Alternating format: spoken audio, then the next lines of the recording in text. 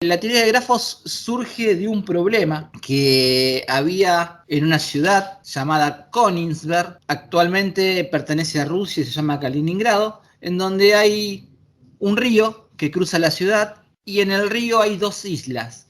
Y entre los dos extremos de las islas, entre los dos extremos del río y las islas hay 7 puentes que lo conectan. Y en esa época, en el año 1700, la idea era tratar de ver si se podía cruzar los 7 puentes sin repetir ninguno. Justamente en ese momento, en la Universidad de Königsberg, trabajaba el matemático Leonhard Euler. Euler se escribe, Leonhard Euler, uno de los matemáticos más importantes de la historia. Y interiorizado por este problema que había en esa ciudad, él se puso a investigar el por qué no se podía recorrer esos 7 puentes y no solamente dio la explicación, sino dio origen a lo que se llama teoría de grafos, ¿sí? A partir de este problema. Lo que hizo Leonhard Euler fue representar esto matemáticamente en como un gráfico matemático, que es el primer grafo que se conoce en la historia, que es este de acá, ¿no? Que es el que representa a los dos extremos de la isla, que en este caso serían A y D.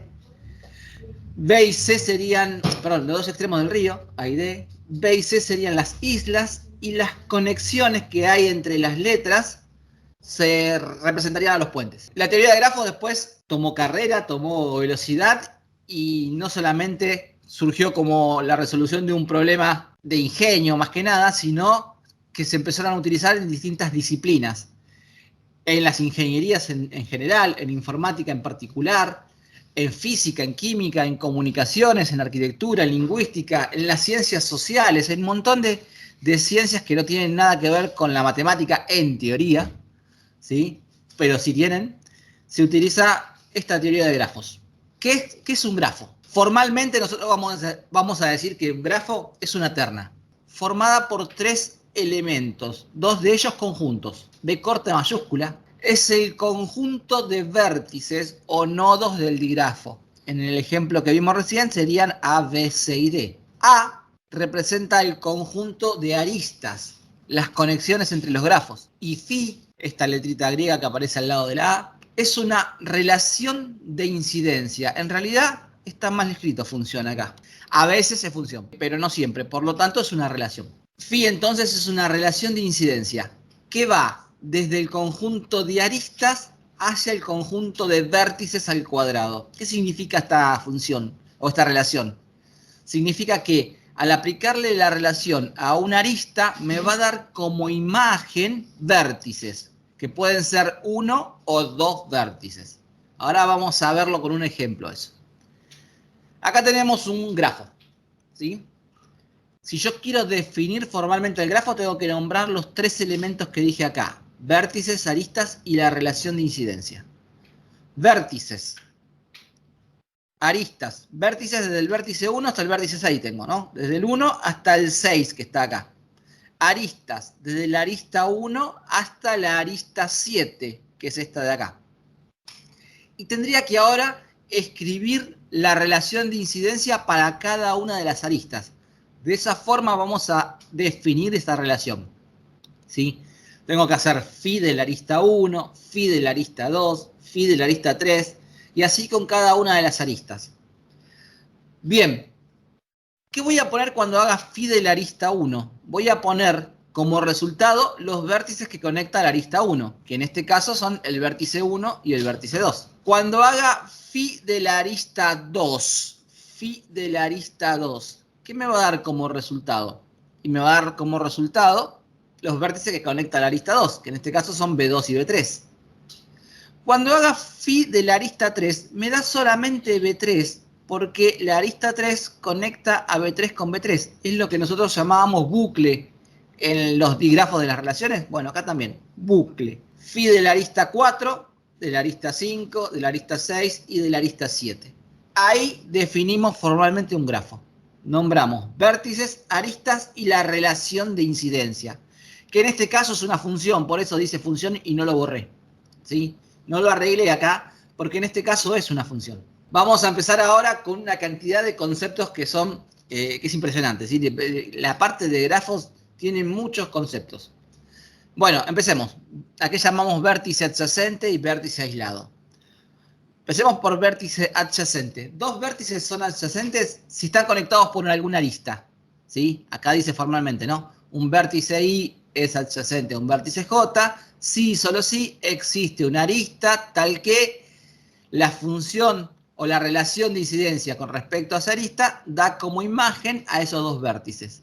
Dicho de otra forma, dos vértices son adyacentes si existe una arista que los una, que los conecte. Y un vértice es aislado cuando no es adyacente. O sea, no hay ninguna arista que lo conecte con ningún otro vértice. A ver, por ejemplo, tengo vértices adyacentes un montón, ¿sí? Por ejemplo, el vértice 1 y el vértice 2 son adyacentes, porque los conecta la arista 1. El vértice 5, ¿con quién es adyacente el vértice 5? Con el 2 y con el 4, perfecto. Y así puedo encontrar varios, ¿no? El vértice 5, ¿es adyacente con el vértice 3? No, porque no tengo una arista que los conecte, tengo más de una arista, ¿no? Y para que sean adyacentes tiene que haber una arista, existir una arista que los conecte. El 5 y el 3 no son adyacentes. ¿Tengo algún vértice aislado? Vértice 6. Observen que este vértice 6 no tiene bucle, pero si tuviera bucle seguiría siendo aislado, porque la definición dice: un vértice es aislado si no hay una arista que lo conecte a otro vértice distinto. ¿Sí? A otro vértice distinto, dice acá. Entonces, si acá tuviera un bucle, hay una arista que lo conecta a él mismo, pero sigue siendo un vértice aislado. Aristas. Bueno, de aristas vamos a anotar por ahora tres conceptos. ¿Qué son aristas paralelas? ¿Qué son aristas adyacentes? ¿Y qué es un bucle? Que ya sabemos que es un bucle o lazo, pero lo repetimos. Aristas paralelas son aquellas que tienen la misma relación de incidencia, o sea, que conectan al mismo par de vértices. Aristas adyacentes son aquellas que tienen un vértice en común, o sea, yo tengo una arista, un vértice y sale otra arista de ahí. Tienen un solo vértice en común. Y el bucle es aquella arista que conecta a un vértice con él mismo. Ejemplo de vuelta. Aristas paralelas. Tengo acá 7 y 6 son paralelas, exactamente. Aristas adyacentes. Tengo varias para elegir, ¿sí? Por ejemplo, la arista 1 y la arista 7 son adyacentes. ¿Por qué? Porque tienen el vértice 2 en común. La 6 y la 5 son adyacentes. O la 6 y la 1 o la 6 y la 2 son adyacentes porque tienen un vértice en común. ¿Las aristas paralelas también son adyacentes? Las paralelas no son adyacentes. Adyacentes son aquellas que tienen un único vértice en común. Por ejemplo, la arista 2 y la arista 3, ¿son adyacentes? Sí, en ese caso sí. Y el bucle o lazo, ya lo hablamos un montón de veces, aquella que conecta a un vértice con el mismo, que en este caso es la arista 3. ¿A qué llamamos grafo simple? Un grafo simple es un grafo que no tiene ni aristas paralelas ni bucles. Este, por ejemplo, ¿es simple? Y no. Tiene todo lo que no tiene que tener, ¿no? Tiene justamente aristas paralelas, 1 y 5, y tiene un bucle. Este no es un grafo simple. Y este de abajo sí. Es un grafo simple, ¿por qué? Y porque no hay ninguna arista paralela, tampoco hay ningún bucle. Sigamos. Una forma de representar a los grafos, más allá de su representación gráfica y su definición formal, son las matrices. Nosotros vamos a encontrar dos tipos de matrices. Una que vamos a llamar matriz de adyacencia y otra que vamos a llamar matriz de incidencia. La matriz de adyacencia es una matriz cuadrada. ¿Por qué? Porque va a relacionar a los vértices con los vértices. ¿Y qué vamos a poner en esa matriz de adyacencia? Vamos a ver si entre un determinado vértice de la fila y un determinado vértice de la columna hay una relación, o sea, si están conectados. Si están conectados, o sea, si son adyacentes, se pone un 1, y si no son adyacentes, se pone un 0. La matriz de incidencia es una matriz que relaciona a los vértices con las aristas, en donde nosotros vamos a poner un 1 en la columna de la arista que conecte a los dos vértices o un 0 en el caso de que no los conecte. Ahora lo vamos a ver con un ejemplo. Las matrices de incidencia no son cuadradas, son rectangulares. ¿Por qué? Porque al relacionar dos conjuntos distintos, ¿sí? Que es el conjunto de vértices con el conjunto de aristas, no necesariamente tienen que tener el mismo cardinal. Por lo tanto, no necesariamente va a ser cuadrada. Generalmente son rectangulares. ¿Cómo armamos las matrices de adyacencia y de incidencia para un grafo? Vamos con el ejemplo que estamos trabajando. Nosotros primero vamos a encontrar la matriz de adyacencia, ¿sí? Yo tengo que acá relacionar vértices con vértices. Entonces voy a tener 1, 2, 3, 4, 5, 6 vértices. Quiere decir que va a ser una matriz de 6 filas y 6 columnas, ¿sí? Donde nosotros vamos a poner acá los vértices. Lo pueden poner en forma ordenada o no, no importa, ¿sí? 6 vértices, 6 vértices. Por eso es cuadrada la matriz de adyacencia. ¿Qué vamos a poner, por ejemplo? Y vamos a poner un 1 donde exista la relación entre el vértice 1, por ejemplo. El vértice 1, ¿con quién se conecta? Se conecta solo con el vértice 2 y con nadie más. Quiere decir que acá, entre B1 y B2, va a haber un 1 y en el resto de los lugares va a haber un 0. Porque el vértice 1 no tiene bucle, por lo tanto no se conecta con el vértice 1. Tiene un 1 porque se conecta con el vértice 2. Y después no hay conexión con el vértice 3, tampoco con el 4, tampoco con el 5, tampoco con el 6. Por eso 0, 0, 0, 0. El vértice 2, ¿con quién se conecta? Con el 1, con el 5 y con el 3. Quiere decir que acá, donde dice 1, va a haber que poner un 1. Donde dice 3, va a haber que poner un 1. Y donde dice 5, va a haber que poner un 1. Y en el resto de la fila, 0. ¿Se entendió, chicos, esto? Sí. ¿Sí? Bueno, a ver, vértice 3, ya que está, analicemos todo. Vértice 3. El vértice 3 es este. Se conecta con el 2, con el 4 y con el mismo 3. Con el 2, con el 4 y con el mismo 3. Y en el resto de los lugares, 0. El vértice 4 tiene solamente dos conexiones, quiere decir que va a tener solamente dos unos. Con el 5 y con el 3, vértice 4. Con el 5 y con el 3, acá con el 3, acá con el 5. Vértice 5 también tiene dos conexiones, que son con el 2 y con el 4, con el 2 y con el 4. Y el vértice 6 es un vértice aislado, que ni siquiera tiene bucle, por eso todo 0. Las matrices de adyacencia de un grafo siempre son simétricas. Siempre son simétricas, ¿sí? ¿Por qué? Y porque en el grafo no es como el digrafo que se cuenta cuál es el vértice de origen y cuál es el vértice final. Acá ambos son origen y final al mismo tiempo. Entonces, si ustedes lo pudieran pensar llevando lo que ya conocen de digrafo, es como si fuera que el vértice 1 se relacionó con el 2 y el 2 con el 1. ¿Sí? Por eso siempre me va a quedar una matriz simétrica en el grafo. Y nosotros ya vimos que en el digrafo no, ¿sí? ¿Cuándo lo vimos eso? Y cuando estudiamos las relaciones. Nosotros estudiamos relaciones y había relaciones que eran simétricas y otras que no. ¿Está bien? Quiere decir que en un digrafo no siempre la matriz de adyacencia va a ser simétrica. Matriz de incidencia. Para la matriz de incidencia nosotros vamos a relacionar ahora los vértices con las aristas. Y observen que yo tengo 6 vértices y 7 aristas. Ya no es una matriz cuadrada. Los vértices van a ser siempre las filas y las aristas las columnas. La matriz de incidencia conviene armarla por columna. ¿Por qué? Porque yo lo que voy a hacer es agarrar, por ejemplo, la arista 1 y voy a poner un 1 en los vértices que esta arista 1 conecta. ¿A quién conecta la arista 1? Y el vértice 1 con el vértice 2. Quiere decir que en 1 y en 2 voy a poner un 1. Y en el resto de la columna voy a poner un 0. Cuando vaya a la arista 2, voy a hacer lo mismo, ¿sí?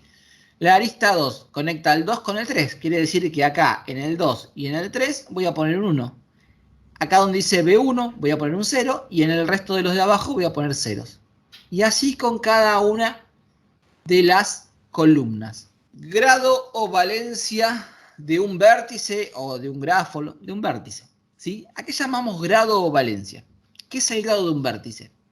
Es la cantidad de aristas que inciden en ese vértice. O sea, la cantidad de aristas que tocan al vértice. eso me va a dar el grado del vértice, ¿sí? Teniendo en cuenta que si la arista es un bucle, el bucle toca el vértice 2 veces, entonces se cuenta como doble. Ejemplo, si yo quiero ver qué grado tiene el vértice 1, me tendría que fijar cuántas aristas lo tocan. ¿Qué grado tiene el vértice 1? 1. El vértice 2, 4. Si bien lo tocan 3 aristas, una es un bucle y el bucle lo toca 2 veces. 4. El vértice 3, grado 3.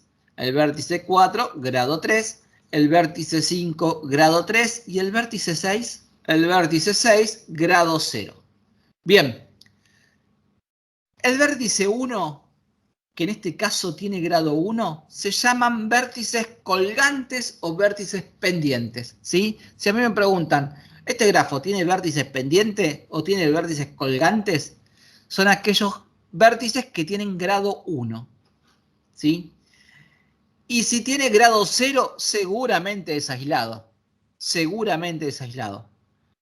Ahora, si no tiene grado 0, ¿puede ser aislado? Sí, habíamos dicho que sí. Propiedad. La suma de los grados de todos los vértices es siempre 2 veces la cantidad de aristas, dice la propiedad. La suma de los grados de todos los vértices es siempre el doble de la cantidad de aristas. Vamos atrás de vuelta. Teníamos este. ¿Qué decía la propiedad? Lo voy a escribir formalmente. La suma de los grados de todos los vértices, ¿sí? ¿Eso cómo se puede escribir? La suma de los grados de todos los vértices. Voy a usar una operación sumatoria, se llama la operación, ¿sí?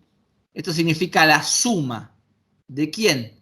De todos los grados, de todos los vértices. ¿A qué es igual? Dice la propiedad. Al doble de la cantidad de aristas. Bien, vamos a ver que esto se cumple. La suma de los grados sería esto, ¿no? Agarrar y sumar esto. Cuando tengo 1 más 4 más 3 más 3 más 3 más 0, 14. ¿Sí? Eso sería la suma de los grados de los vértices. 14, ¿me dio? ¿Y qué me dice la propiedad? Es siempre 2 veces la cantidad de aristas. ¿Cuántas aristas tengo acá? ¿Cuál es mi cardinal de aristas?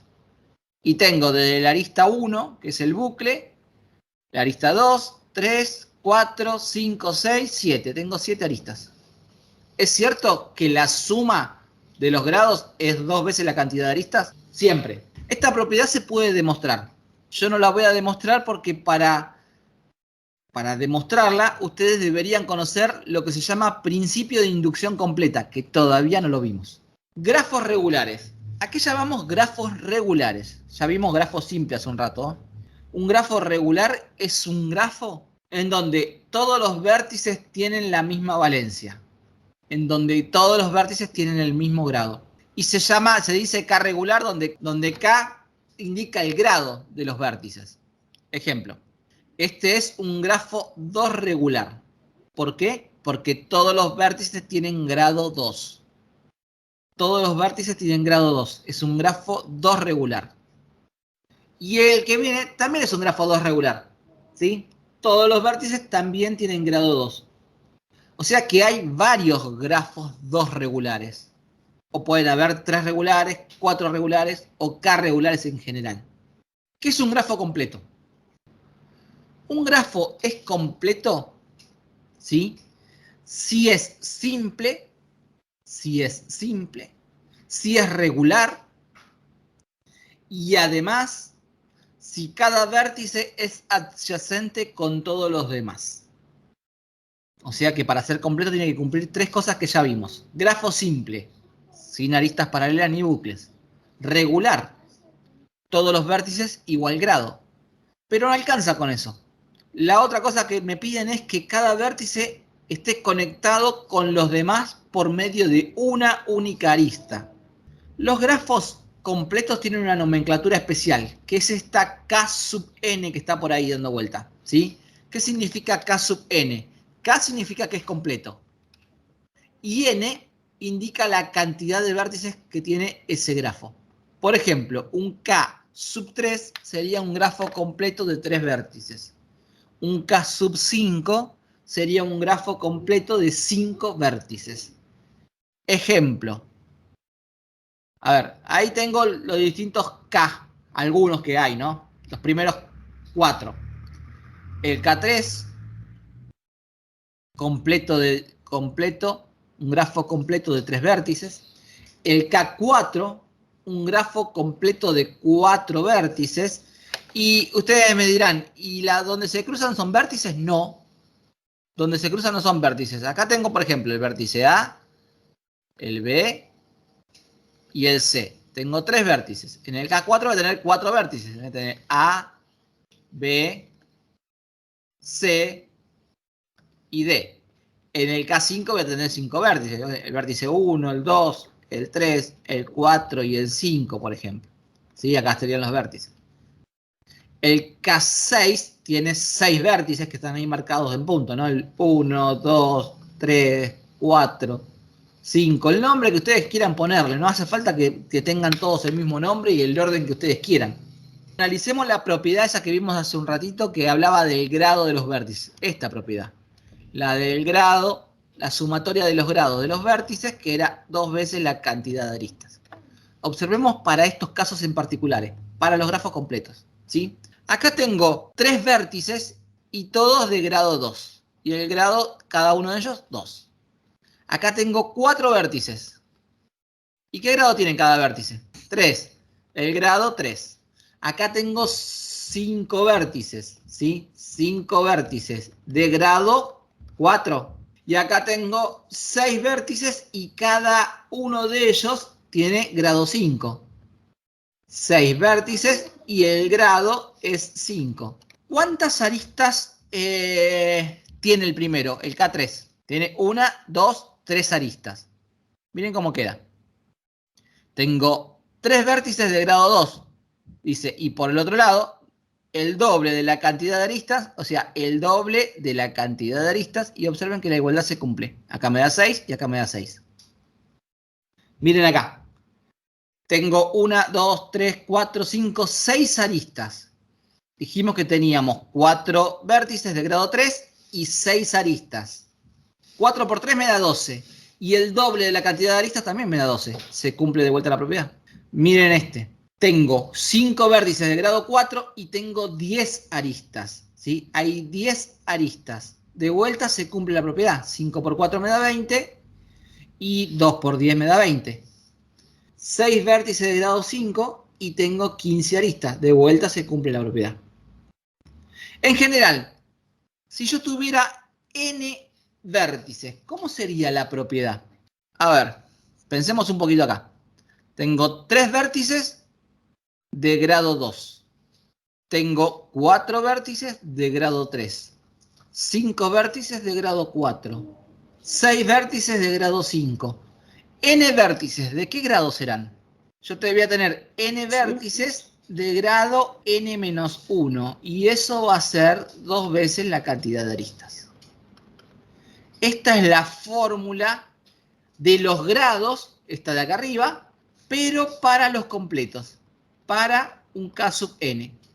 Para un grafo K sub n, la fórmula esta que está acá arriba se transforma en esta. N por n-1 es igual al doble de la cantidad de aristas. ¿A qué llamamos camino o ciclo? Bueno, esto es lo que vamos a ver ahora. Solo tenemos un grafo, ¿sí? La longitud n tiene que ver con la cantidad de aristas que yo recorro. Para ir de un vértice a otro, lo que tengo que hacer es recorrer aristas, ¿sí? La cantidad de aristas que yo recorra es la longitud n de ese camino, ¿sí? Un camino, entonces, ¿qué es? Un camino es una cantidad de aristas que nosotros vamos a ir recorriendo, una secuencia de aristas que vamos a ir recorriendo que nos lleve desde un vértice inicial hasta un vértice final, ¿sí? Y la longitud de ese camino justamente es la cantidad de aristas que recorrí. ¿Qué es un camino cerrado, un ciclo, un circuito? Es un camino en donde el vértice inicial coincide con el vértice final. Camino simple. ¿Qué es un camino simple? Es un camino en donde no repetimos los vértices. Supónganse que ustedes tienen que hacer un reparto y cuando organizan el recorrido que van a hacer, en ese recorrido no ponen pasar 2 veces por el mismo lugar. Bueno, eso sería un camino simple. No pasar más de una vez por un mismo vértice. Todos los vértices son distintos. ¿Qué es un camino elemental? Bueno, un camino elemental sería no pasar más de una vez por la misma arista. Todas las aristas son distintas. Esto es más difícil en esto del recorrido, ¿no? Sería no repetir la misma calle o la misma ruta, y por ahí más complicados. Bueno, un camino elemental es aquel que no repite aristas. Camino simple no repite vértices, camino elemental no repite aristas. Esto es fundamental, porque lo vamos a utilizar después. Y si un grafo no tiene un ciclo o un circuito, se dice que es acíclico. ¿Sí? Un grafo es acíclico si no tiene ciclos, si no tiene un camino cerrado, si no puedo encontrar un camino cerrado. ¿Sí? ¿Cómo sería un grafo acíclico? Bueno, a ver si podemos dibujar un grafo acíclico por acá. Supónganse en este grafo. Ese grafo que está ahí es un grafo acíclico. ¿Sí? ¿Por qué? Y porque no hay un circuito. No puedo volver al inicial por otro camino. ¿Sí? En cambio, este sería un grafo acíclico. Este sería un grafo cíclico. Este que voy a dibujar ahora. Hay un ciclo acá. ¿En dónde hay un ciclo? Y acá, por ejemplo, yo podría empezar acá, recorrer por estos lugares y terminar acá. Acá hay un ciclo que recorre 1, 2, 3, 4 aristas. Es un ciclo de longitud 4. Este no tiene ningún ciclo adentro. A ver, ejemplo. Suponete que vos querés ir del vértice 1 al vértice 5. ¿Cuál sería un posible camino que me lleve del vértice 1 al vértice 5? Del vértice 1 al vértice 5. Desde el vértice 1 al vértice 5, usando, por ejemplo, la arista 6. Ese camino es un camino que no repite vértices, ¿sí? Ni tampoco repite aristas. Por lo tanto, es un camino simple, por no repetir vértices, y es un camino elemental, por no repetir aristas. Y tiene longitud 2. ¿Por qué tiene longitud 2? Porque recorrió 2 aristas. Observen cómo se escribe el camino, ¿sí? Puse camino 1 ahí para diferenciarlo porque puede haber más caminos, ¿no? Camino 1 desde el vértice 1 hasta el vértice 5. Parto del vértice 1, agarro la arista 1, voy al vértice 2, agarro la arista 7, llego al vértice 5. Es más o menos como la hoja de ruta que te marca el GPS cuando vos querés imprimir cómo vas de un lugar a otro. Ahora sí, ¿sí? La A6. Vértice 5. Bien. Longitud del camino, longitud 2. Es simple, dijimos. No repite vértices y elemental también. No repite aristas. Otro posible camino. Observen que me lleva desde el vértice 1 hasta el vértice 5. Pero este camino pega más vueltas. Va hasta el vértice 2. Del vértice 2 se va al vértice 3. Después, en el vértice 3, pega una vuelta en el bucle. Va al vértice 4 y después al vértice 5. Llega. El camino es mucho más largo. ¿Sí? Este camino ya no es simple, porque repite el vértice 3. Arista 2, vértice 3. Arista 3, vértice 3. Estoy repitiendo el vértice 3. Por eso no es simple. Ciclo. Bueno, un ciclo, este es un grafo cíclico, porque hay un ciclo. Hay más de uno, pero hay dos en este caso, me parece. Sí, hay dos. Podría haber más, 3 si quieren. Hay un ciclo. Por lo tanto, es un grafo cíclico. Tiene un ciclo, por lo menos un ciclo tiene. Grafo cíclico. Es de longitud 4. Ahora vamos a ver grafos conexos. Antes que nada, vamos a definir una relación que es una relación de equivalencia, que se llama relación de conexión, que dice lo siguiente. Dado un grafo, ¿sí? En el conjunto de vértices vamos a definir la siguiente relación. Un vértice se relaciona con otro si existe un camino que los una. O que sea el mismo vértice, me está diciendo acá. ¿Sí? Definimos esta relación.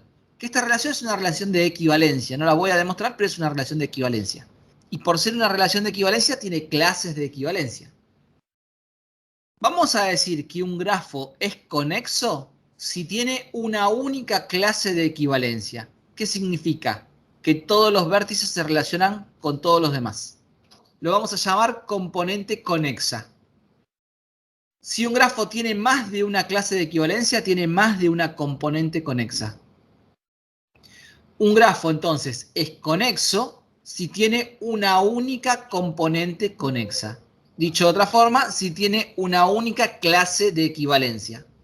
Dicho de una forma más sencilla, un grafo es conexo si existe un camino que me lleve de cualquier vértice a cualquier otro vértice. Si es imposible llegar desde un vértice a otro porque no existe un camino que los una, se dice que el grafo es no conexo o inconexo. Ejemplo, este grafo que está ahí es un grafo conexo. ¿Por qué? Porque de cualquier vértice existe un camino que me lleve a otro vértice. Por ejemplo, del vértice 2 al vértice 4, ¿puedo llegar? Sí. Tengo que ir hasta el vértice 3 primero, por la arista 2, y después por la arista 4 llegar al vértice 4. Del vértice 2, ¿puedo llegar al vértice 5? Sí. Voy por la arista 1 hasta el vértice 1 y por la arista 6 hasta el vértice 5. Del vértice 5, ¿podré llegar al vértice 4? Sí.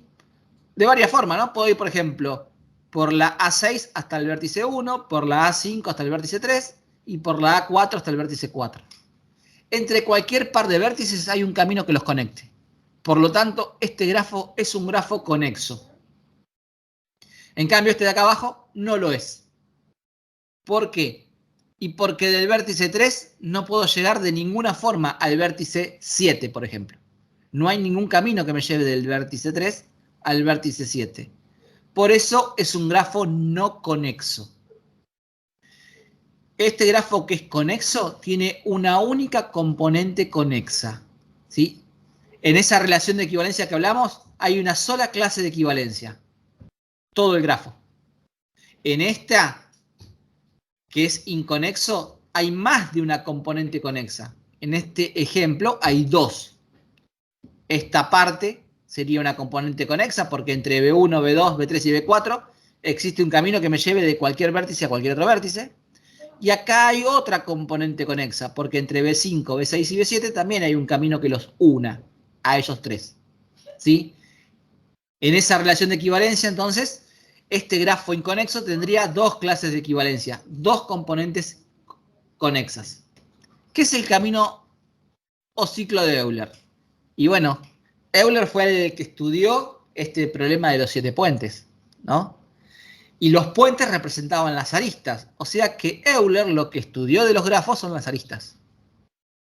¿Qué es un camino de Euler? Un camino de Euler es un camino que recorre todas las aristas y no las repite. O sea, es un camino elemental que recorre todas las aristas. Eso es un camino de Euler. ¿Y qué es un ciclo de Euler? Un ciclo de Euler es un camino que recorre todas las aristas y termina en el vértice donde empezó. Eso sería un ciclo de Euler. Recuerden, Euler siempre relaciónenlo con las aristas. Después vamos a ver que Hamilton relaciona lo otro del grafo, los vértices. ¿Sí? Euler relaciona las aristas. Camino de Euler recorre todas las aristas sin repetir. Si ese recorrido de todas las aristas sin repetir termina en donde empezó, es un ciclo de Euler. Es más importante que un camino. Es un ciclo de Euler. Euler no solamente dijo qué condiciones se necesitaba para que exista un camino o para que exista un ciclo. Por eso demostró el teorema o demostró el por qué no se podía recorrer los 7 puentes. Para que exista un camino de Euler, o sea, recorrer todas las aristas sin repetir, el grado de cada vértice debe ser par, salvo dos vértices que pueden ser impares. Dos vértices, no uno, no tres. Exactamente dos vértices impares. Y para que exista un ciclo de Euler, o sea que voy a recorrer todas las aristas sin repetir y voy a terminar en el vértice donde empecé, todos los vértices deben ser de grado par. Todos deben ser de grado par. A ver, este grafo, ¿tendrá camino de Euler? Bueno, para que tenga camino de Euler, tengo que mirar los grados de cada vértice, ¿no? A ver, observemos. A ver, por ejemplo, el vértice 1 tiene grado 2. El grado 3, perdón. El vértice 2 tiene grado 3. El vértice 3 tiene grado 2. el 4 tiene grado 4 y el 5 tiene grado 2. Hay 2 que son impares y el resto son pares. Por lo tanto, tiene camino, no tiene circuito, no tiene ciclo. Porque para que tenga ciclo deberían ser todos pares. ¿Sí? ¿Cómo encuentro el camino? Porque a veces me dicen, bueno, ya que tiene camino, decime cuál es. Decime uno, aunque sea. Hay más de uno, ¿no? Pero decime uno. ¿Cómo encuentro el camino? Bueno, para encontrar el camino siempre hay que arrancar de uno de los vértices impares. Y vamos a terminar en el otro impar. Por ejemplo, arranco del vértice 1. Me voy al vértice 2. Me voy al vértice 3. Observen que voy marcando las aristas uno a uno. Vértice 4. Vértice 5. Vértice 6. Vértice 5, perdón. Vértice 1 de vuelta, por la arista 5. Por la arista 6 al vértice 4. Por la arista 7 al vértice 2. Recorrí todas las aristas sin repetirlas. ¿Repetí vértices? Sí, pero recuerden que a Euler no le interesan los vértices. Lo que le interesa es no repetir las aristas. Y en este caso, yo recorrí todas las aristas. Observen que están ahí marcadas en negrita. Recorrí todas y no repetí ninguna. Encontré un camino de Euler. Veamos otro grafo. ¿Este tendrá camino, tendrá ciclo o no tendrá? Ninguna de las dos. Bueno, de vuelta miro los grados.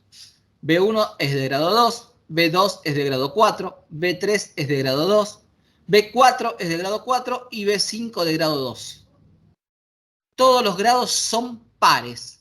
Por lo tanto, no es que tenga camino. Tiene un camino cerrado que es más importante. Tiene un ciclo. Tiene un ciclo de Euler.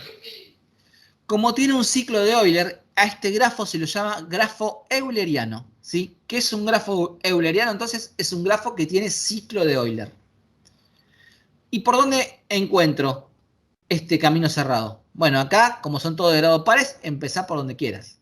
¿Sí? Empezá por el vértice que a vos te guste más. El tema es que tenés que recorrer todas las aristas sin repetirla. Por ejemplo, yo voy a poner acá un camino cerrado, un ciclo de Euler, pero hay varios, ¿no? Elegí este, por ejemplo.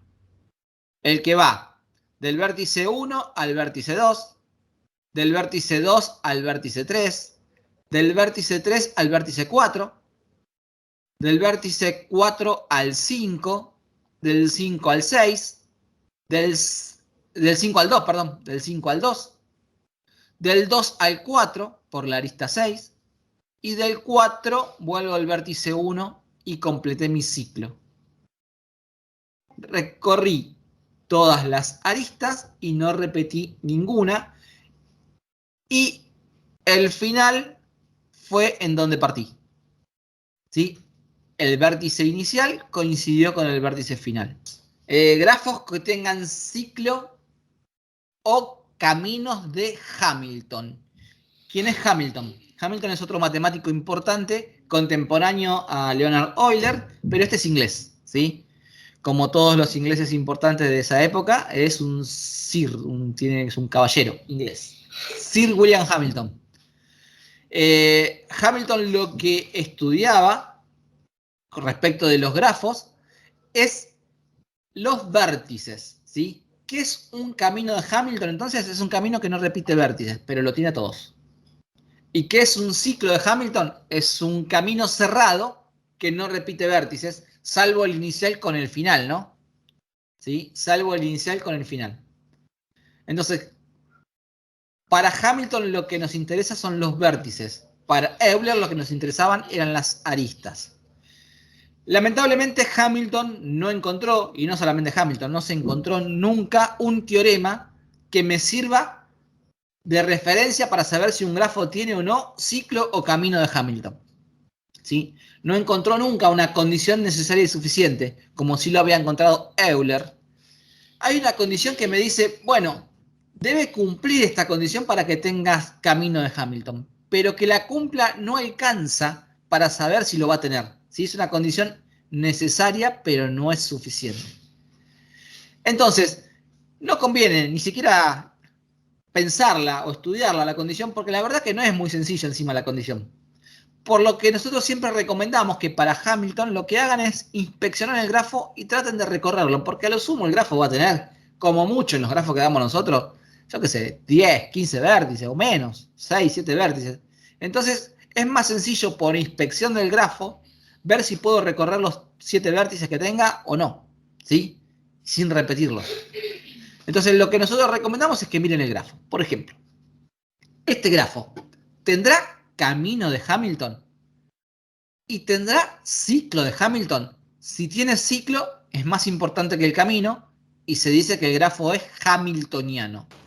Lamentablemente el vértice 3 lo tengo que repetir sí o sí, porque el vértice 4 es un vértice pendiente, ¿sí? Si yo tengo un vértice pendiente, imposible que tenga ciclo de Hamilton. Puede ser que tenga camino, pero ciclo imposible.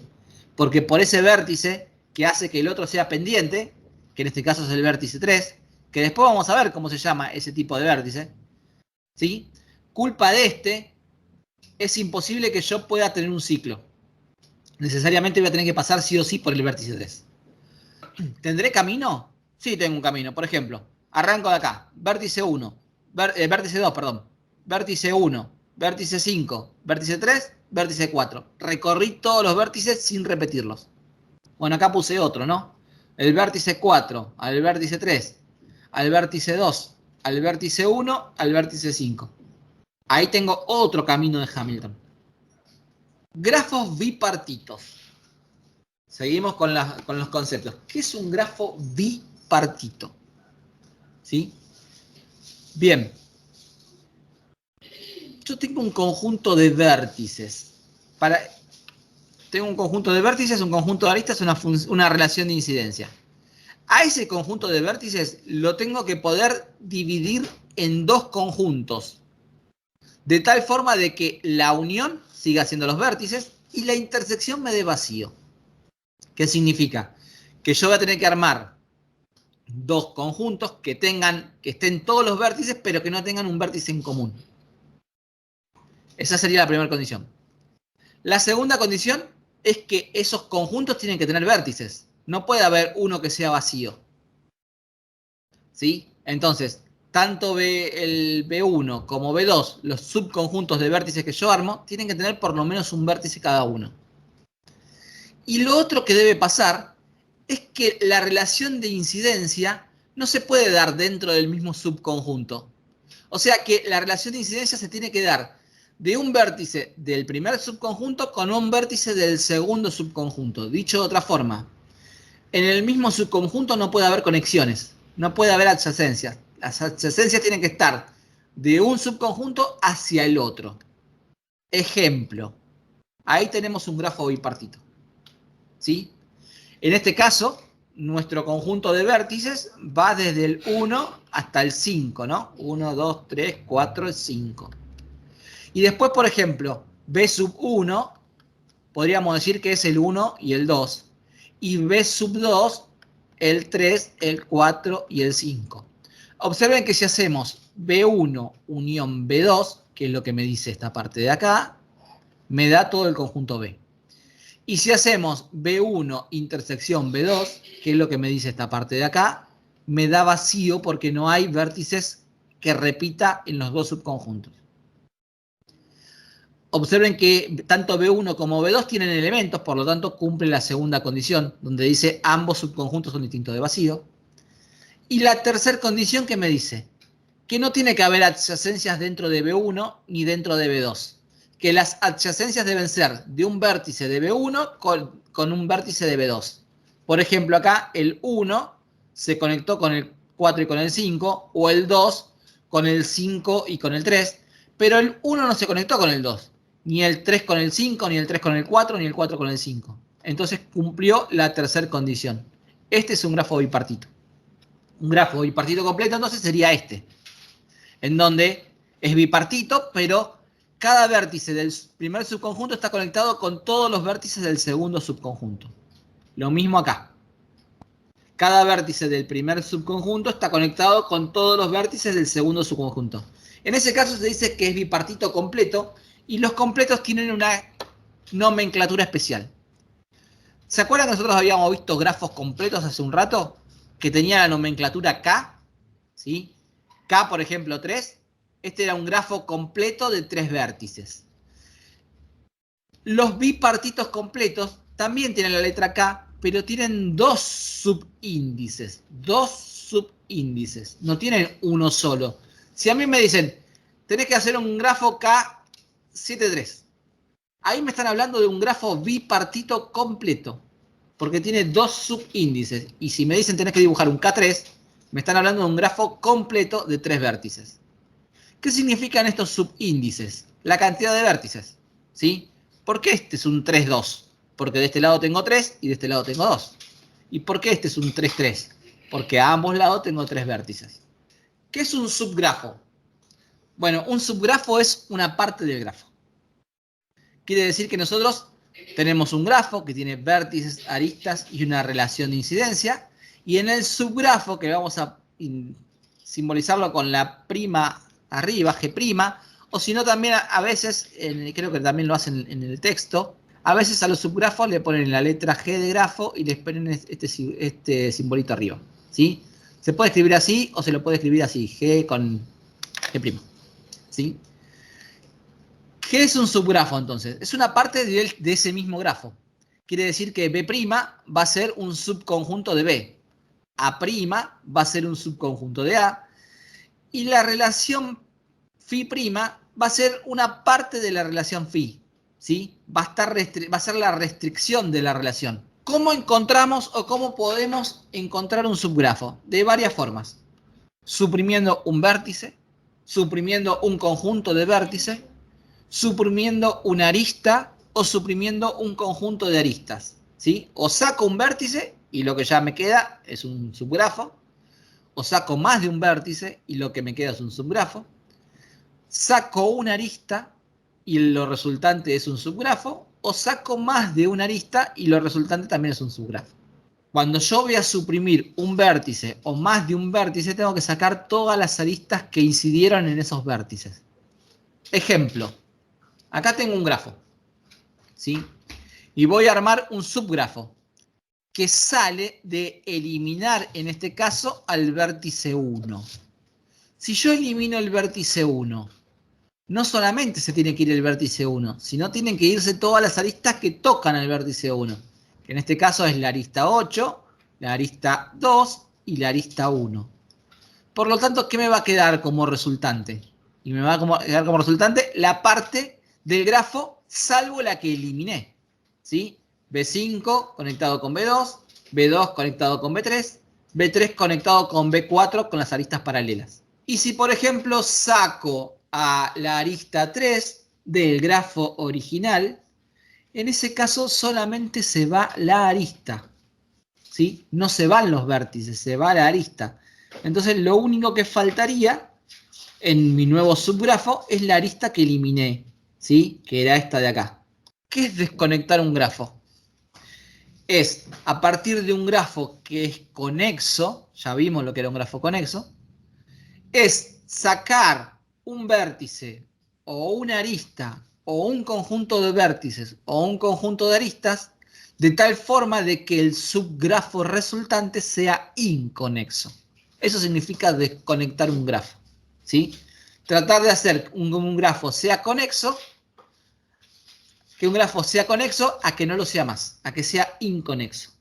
Y eso se puede hacer a veces sacando un solo vértice, a veces sacando una sola arista, o a veces necesito sacar más de un vértice o más de una arista para que el grafo sea inconexo. Bueno, si yo saco un solo vértice y con eso me alcanza, se dice que ese vértice es un istmo o punto de corte, ¿sí? ¿Qué es un istmo entonces? Es un vértice que al eliminarlo hace que el grafo quede inconexo. Si yo saco una sola arista y con eso me alcanza para que el grafo quede inconexo, se dice que esa arista es un puente, ¿sí? Un puente entonces es una arista que hace que el grafo que era conexo ya no lo sea. Si necesito más de un vértice o más de una arista, ya voy a tener conjuntos, ¿sí? Conjunto de vértices o conjunto de aristas. Voy a empezar con las aristas primero. Un conjunto de aristas que desconecten un grafo se llama conjunto desconectante. Conjunto desconectante es un conjunto de aristas que al suprimirlo hace que el grafo quede inconexo. Ojo con lo que voy a repetir acá abajo, que van a decir, pero no es lo mismo que dijiste acá arriba. Conjunto de corte. ¿Qué es el conjunto de corte? Es el mínimo conjunto de aristas que desconectan a un grafo. Quiere decir que el conjunto de corte es un conjunto desconectante, pero es el que tiene las aristas necesarias, las que vos necesitas para desconectar a un grafo. El conjunto desconectante puede tener aristas de más. El de corte tiene las justas, las que necesitas. No tiene ninguna de más. ¿Sí? El conjunto de corte es el conjunto que al suprimirlo, conjunto de aristas que al suprimirlo hace que el grafo quede inconexo, pero tiene a las aristas que yo necesito, no tiene ninguna de más. Si yo saco un elemento del conjunto de corte, ya no es desconectante, ya no desconecta el grafo. En cambio, en el conjunto desconectante, a veces puede pasar que yo saque una arista y siga siendo un conjunto desconectante. Esa es la diferencia entre conjunto de corte y conjunto desconectante. ¿Y qué pasa cuando yo necesito sacar más de un vértice? Entonces lo que tengo es el conjunto de conectividad. ¿Qué es el conjunto de conectividad? El conjunto de conectividad es un conjunto que indica la cantidad de vértices que yo debo sacar para que el grafo quede desconectado. Si mi grafo tiene istmo, quiere decir que la conectividad en ese caso es 1, porque con un solo vértice me alcanzaba para desconectar. Si yo necesito sacar más de un vértice, el conjunto de conectividad es la cantidad de vértices que yo necesite sacar. ¿Sí? Si necesité sacar 3, será 3. Será conectividad 3. Si necesité sacar 2 y con eso lo desconecté, será 2. Vamos a un ejemplo. ¿Sí? Este grafo tiene istmo. ¿Se puede desconectar con un solo vértice? Si yo saco B3, queda el grafo dividido en dos partes. Una parte tendrá a B1, B2, B8 y B7. ¿Sí? Este sector de acá. Si yo saco B3, me queda esto por acá y esto otro por otro lado, sin conexión. ¿Por qué? Porque al irse B3, se van también las aristas 2, 7, 3 y 6. Queda totalmente desconectado. Por lo tanto, B3 es un istmo. B4 también es un istmo. ¿Por qué? Porque al sacar B4 queda aislado B5. ¿Sí? Este vértice queda aislado porque se va a esta arista, se va a esta otra, se va a esta otra. Bien. Tiene dos istmos entonces, B3 y B4. ¿Tiene puentes? Si yo saco A5, el vértice 5 queda aislado. A5 es un puente. B3 y B4 son los istmos. A5 es el puente. Bueno, pero igual puedo desconectar el grafo sacando más de una arista o sacando más de un vértice. ¿Sí?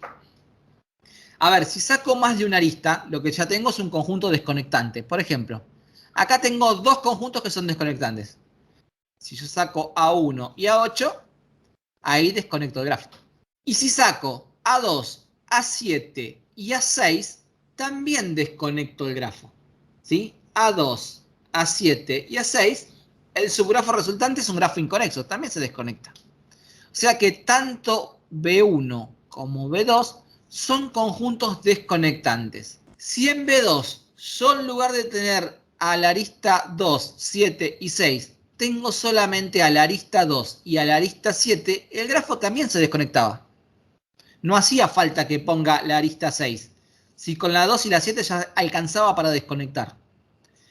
Si bien B2 es un conjunto desconectante, B2 no es un conjunto de corte, porque tiene alguna arista de más. En cambio, B1 es un conjunto desconectante y además es de corte. Y la conectividad de este grafo es 1. ¿Por qué? Y porque tenía un istmo.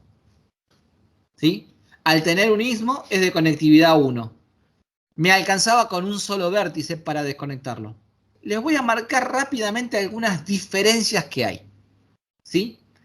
Bueno, la primera diferencia es que yo no tengo una relación de incidencia, ¿sí? Voy a tener una función de incidencia en este caso. Y la voy a llamar delta. Un digrafo es una terna, de la misma forma que vimos hoy. Conjunto de vértices, conjunto de aristas. Delta, la relación o función de incidencia, es lo mismo. Si quieren llamamos relación, no importa. Pero ahora las aristas son arcos dirigidos. Y la diferencia es que cuando yo defina a delta, no la voy a definir entre llaves como definíamos a phi. La voy a definir entre pares ordenados. Porque acá hay un criterio de orden. Entonces, la voy a tener que sí o sí definir entre pares ordenados, donde la primer componente del par es el vértice inicial y la segunda el vértice final. ¿Sí? Ejemplo. Nosotros tenemos acá un digrafo. Si yo lo quiero definir formalmente, tengo que nombrar los vértices, como en los grafos. Tengo que nombrar las aristas, como en los grafos. Tengo que nombrar la relación de incidencia delta, como en los grafos, pero la diferencia es que cuando yo defina, no me va a dar como imagen un conjunto, sino me va a dar como imagen un par ordenado. Observen que el vértice 1 y el vértice 2 están conectados por la arista 1, pero en sentido de B1, B2. Por lo tanto, primero B1 y después B2. La arista 2 también conecta a B1 y B2 en el mismo sentido. La arista 3 conecta a B2 con B3. La flecha va de B2 hacia B3. Primero el vértice inicial y después el final. En los grafos daba lo mismo a quien ponía primero, porque era un conjunto que no tenía criterio de orden. El digrafo tiene un criterio de orden y no da lo mismo a quién pongo primero. Y bueno, de la misma forma hago las demás aristas. Me voy a quedar en la arista 7. En la arista 7 tengo un bucle, ¿sí? En los grafos, cuando yo tenía un bucle, ponía un conjunto con un solo elemento, que era el vértice que conectaba el bucle. En este caso, tengo que poner un par ordenado en donde las componentes son las mismas, las dos, ¿sí? B5 con B5, ¿sí? Esa es una de las grandes diferencias que hay con respecto a los grafos. ¿Cómo escribo la relación de incidencia? Esto se puede hacer por tabla, también hay una forma de hacerlo por tabla. Escribirlo así o escribirlo como una tablita, es lo mismo. Los grafos también se podía hacer por tabla, no lo hice yo, pero se podría hacer en una tablita. En el grado de un digrafo vamos a distinguir varios tipos de grados, ¿sí? ¿Por qué? Porque en un vértice pueden ser que haya aristas que entren y aristas que salgan. Entonces me van a dar distintos tipos de grados. Eso es una diferencia con respecto a grafos. La cantidad de aristas que entran al vértice o que llegan, me van a llamar lo que se llama grado positivo del vértice. El grado positivo del vértice es la cantidad de flechas que entran al vértice. Y la cantidad de flechas que salen del vértice lo vamos a llamar grado negativo. ¿Sí? Y observen que en el bucle, ojo, que a diferencia de grafos, si yo tengo un bucle, voy a tener un grado positivo y un grado negativo, porque sale una flecha y entra una flecha. El grado total, ¿qué sería? La suma del grado negativo más el grado positivo. ¿Qué es la diferencia que hay entre el grado positivo primero y el grado negativo después? A eso llamamos grado neto. La diferencia que hay entre la cantidad de aristas que entran y la cantidad de aristas que salen. Vamos a ver un ejemplo. A ver, en el vértice 1, yo no tengo ninguna arista que entre, pero tengo 3 aristas que salen. Por lo tanto, tiene grado negativo 0, no entra ninguna arista. Grado positivo 0, no entra ninguna arista. Grado negativo 3, salen 3 aristas. Grado total 3, porque 3 más 0 me da 3. Y grado neto menos 3, porque el grado neto era la diferencia entre el positivo y el negativo. 0 menos 3 me da menos 3. En el vértice 2 entran 2 aristas y salen 2 aristas. Por lo tanto, el grado positivo es 2, el grado negativo es 2, el grado total es 4, ¿sí? Hay 1, 2, 3, 4 aristas en el vértice 2, eso sería el grado total. Y el grado neto es 0, porque es 2 menos 2, es la diferencia entre el positivo y el negativo. En el vértice 3 entran 2 y sale 1.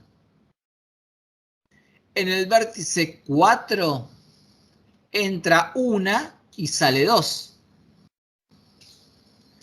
En el vértice 5 entran 3 y no sale ninguna. En el vértice 6, acá hay un bucle. Observen.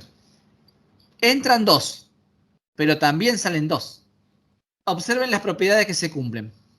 La sumatoria del grado positivo en un digrafo es siempre la cantidad de aristas. La sumatoria del grado negativo en un digrafo es siempre la cantidad de aristas. La sumatoria del grado total es siempre el doble de la cantidad de aristas. Esta es la de grafos, ¿sí? Las de grafos acá coincide con el grado total. Y la sumatoria del grado neto siempre da 0. 5, 6, 10. Sumamos acá. 2, 4, 5, 7, 10. Sumemos acá ahora. 4, 10, 13, 17, 20. Hagamos la cuenta acá. 0. Esta es la sumatoria de los grados positivos. Nos dio 10. Esta es la sumatoria de los grados negativos. Nos dio 10. Esta es la sumatoria del grado total. Nos dio 20. Y esta es la sumatoria del grado neto. Nos dio 0. La sumatoria del grado, del grado neto siempre da 0. ¿Cuántas aristas tengo? Y tengo desde la arista 1 hasta la arista 10. Cardinal de aristas, 10.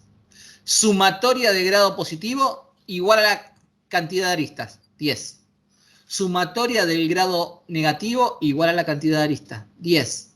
Sumatoria del grado total, 2 veces la cantidad de aristas, 2 por 10, 20. La matriz de adyacencia.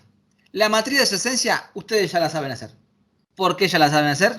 Porque el digrafo es lo mismo que hacíamos con la relación, la matriz de la relación. Entonces, hacer la matriz de adyacencia es como hacer la matriz de la relación, ¿sí? Saben que es una matriz cuadrada, que a diferencia del grafo, no siempre es simétrica, ¿sí? Entonces, a ver, vamos a poner un 1 si el par ordenado que corresponden a esa fila y columna están conectados, y un 0 en el caso de que no. Ejemplo, acá tengo el digrafo, armo la matriz. Vértices y vértices, como la matriz de la relación, que conectaban los vértices con los vértices. ¿Y qué pongo? A ver, el vértice 1, ¿está conectado con el vértice 1? No, no tiene un bucle. ¿El vértice 1 está conectado con el vértice 2? Sí, acá tiene que haber un 1. ¿Dónde más tiene que haber un 1? En el vértice 3 y en el vértice 5. O sea que tiene que haber un 1 acá, un 1 en el 3 y un 1 en el 5. En el 4 no, porque hay un 0. Y lo mismo con cada uno de los demás vértices. Y observen que claramente no es simétrica, ¿no? ¿Por qué? Y porque el vértice 1 se conecta con el 2, pero el 2 con el 1 no. Pero la diferencia más sustancial con respecto al grafo está en la matriz de incidencia. La matriz de incidencia vamos a poner 3 tipos de elementos. 1, menos 1 y 0. ¿Cuándo vamos a poner un menos 1? Vamos a poner un menos 1 en el vértice inicial. Y vamos a poner un 1 en el vértice final. ¿Sí? Tiene que ver con esto de los grados negativos y positivos, ¿no? Si salía la arista, grado negativo, decíamos. Y si entraba, grado positivo. Bueno, el 1 si entra alguna arista. Y el menos 1 si sale una arista. Ahí tenemos la diferencia con respecto al grafo. Se hace de la misma forma, ¿sí? A ver, acá tenemos el digrafo. Se hace trabajando por columnas. Por ejemplo, en la arista 1, ¿dónde voy a poner un 1, un menos 1 y un 0? Y voy a poner un 1 en el vértice 2. Voy a poner un menos 1 en el vértice 1. Y en el resto voy a poner ceros. Vértice 1 menos 1. ¿Por qué? Y porque de ahí sale. Vértice inicial. Vértice inicial, ponen con menos 1, dice acá. Vértice final, pongo un 1, dice acá. Y si no hay adyacencia, se pone ceros. Y así completo todas las demás.